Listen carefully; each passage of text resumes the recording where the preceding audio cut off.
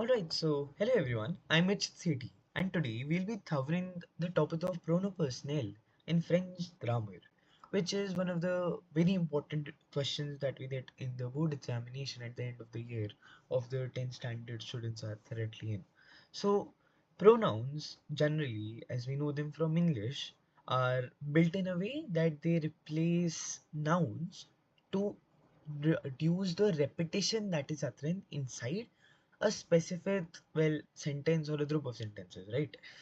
um since I am a student myself also learning French at this moment of time, I am also in grade 10th. Please forgive me if I make any mistakes. Let me know through the comments if I do so, and I'll suitably rectify them by making edits to the video. So let's begin.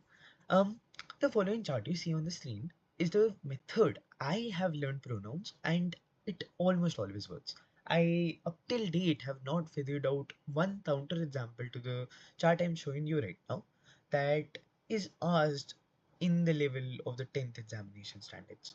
So pronouns are used to replace two types of objects.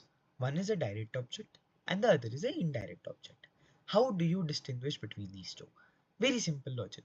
If after the verb directly you have an object, then it is a direct object. If you have a preposition or anything else that acts as a preposition between the verb and the noun you want to replace, then it is an indirect object. So first I'll be covering direct objects because it is very limited in nature. Direct objects can be replaced by only three pronouns in French. These pronouns are after preposition pronouns or pronoun toniques, COD, and pronoun en. So direct objects generally in most cases are replaced by COD only. Look, if the pronouns or the sentences we have in which we have nouns underlined and we have to replace them with pronouns, three possibilities are there. If the structure of set or sesson is there, then APP pronoun will be used. Without doubt, you can always apply this. For example, if it is given that set le stylo, then to replace le stylo over here, we will use APP pronouns, and I will tell you which pronoun is used with which after we have studied which pronoun to apply. So if you see the set or seesaw structure, always remember APP is going to be applied. If there is comparison occurring inside that specific sentence, then QUE word is used, and this is an indicator to use the APP pronoun. If we have sentences that are talking about belongingness, that who does this pen belong to? It belongs to me. Then also we use APP pronouns. And this we call belongingness. So APP is used with direct objects in only three cases. First, set, saison, QUE, and belongingness. Remember, APP has a general understanding that they are stressed pronouns, which are used to create emphasis. Right? If it is not this, and it does not talk about quantity in any way, en will be able to replace direct objects if we are talking about quantity. Indefinite or partitive articles which can denote the quantity of something, numbers, or quantity adjectives itself, like plusieurs, lot of, several, and we have beaucoup de, a lot of, un peu de, a little of. All of these things indicate that we are talking about a quantity in one way or form. So if a quantity significance is there, then en is used. So we have studied direct objects up till now. If we have either three of these cases which are specific to APP, or we have been talking about quantity in any way or form, it is APP and EN respectively. Otherwise, COD is always replacing direct objects in any type of sentence there is. Always remember, when COD replaces a direct object in a sentence and the sentence is present in a conjugated form, it has avoir in the conjugated understanding or sense, then a third is added to the past participle of the verb. I will cover a third in the later half of the video. Coming to indirect objects, objects which are separated from the verb by an indirect preposition or something that acts as a preposition comes between the verb and the noun to be replaced. We first see the object is of what type.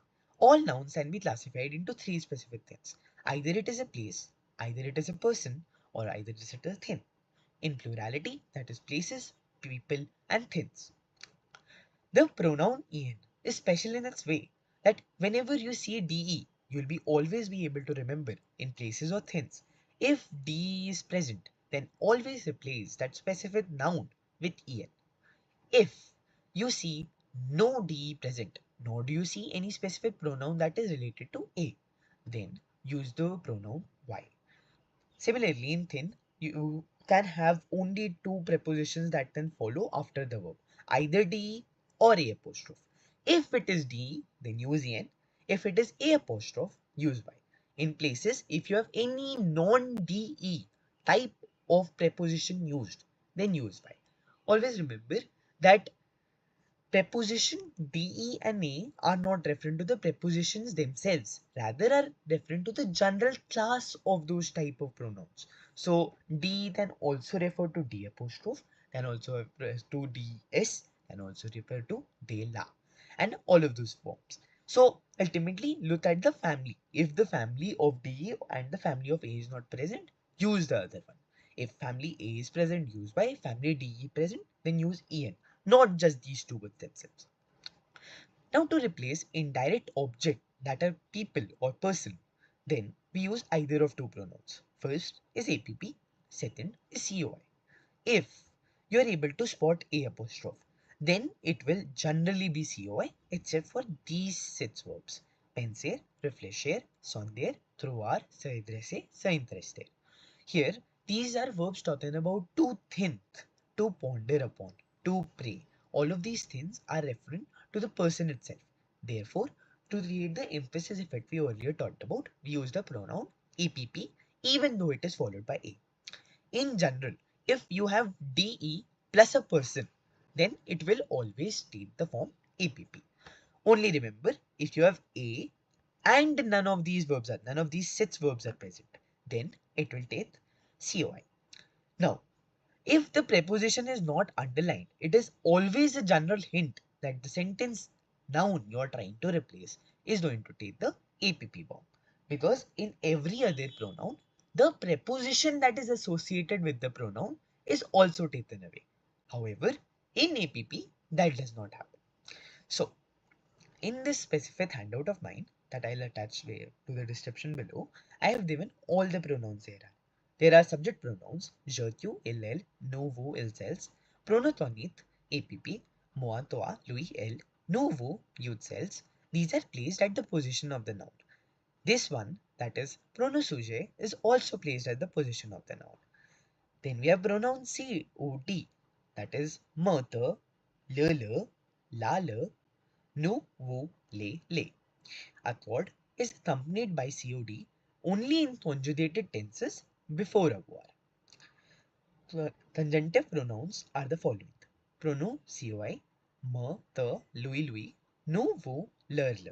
Pronoun Y and pronoun en remain unchanged for all of these singular and first person, second person, third person. They always remain Y and en. So if you have, say, two verbs and you have to put COI, COD, Y and en, then you have to put them between the two verbs. The first verb will be conjugated, the other one will be not. Like, I have to do this. It is a necessity upon me.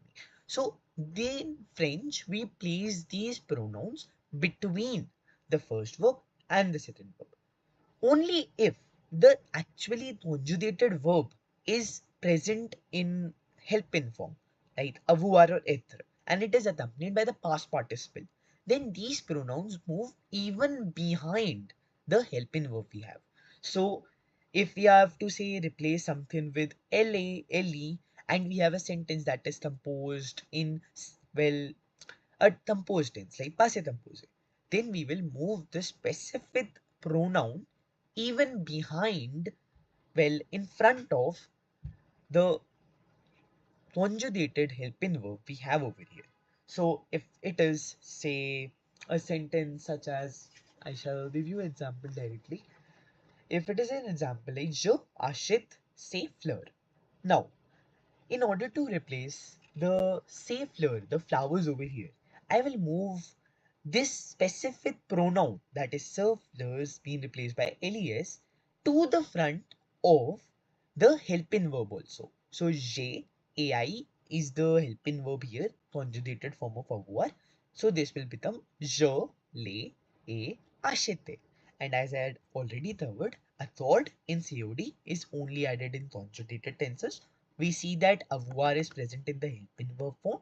Therefore, we will also add a third to our achete participle, that will be of es, because flowers being an exception is negative. So a third is only added with plural, sorry, with COD when it is present in the conjugated tense form. Now, the final topic we are going to cover is the placement rules of these specific pronouns. The placement order is as below for assertive, interrogative, and imperative narrative. Subject followed by me, turn, nous, vous. Only one of them come at one time, followed by COD, le, les, leur, les, followed by COI, lui, leur. Remember, the mother nous, vous can be referring to the pronoun COI or COD both. It is not mandatory that COT always comes before COI. This is the order we follow. If we have something that is being replaced by TE and something by leur, it will take subject, TE, leur, and the verb. If we have y and en also in the sentence, then it will take subject, the, leur, y, en, verb. All of these. This is the order that is to follow, and this order is independent of which type of pronoun this specific word comes from. Only in imperative we realize that we don't have the subject. Since we do not have the subject over here, the verb comes to the front, and all of the pronouns are placed after the verb. So verb followed by COD, that is lela, lale, followed by moatova, noho, where M apostrophe and P apostrophe can also be present if Y and En are present. Then lui, leur, then Y, then En.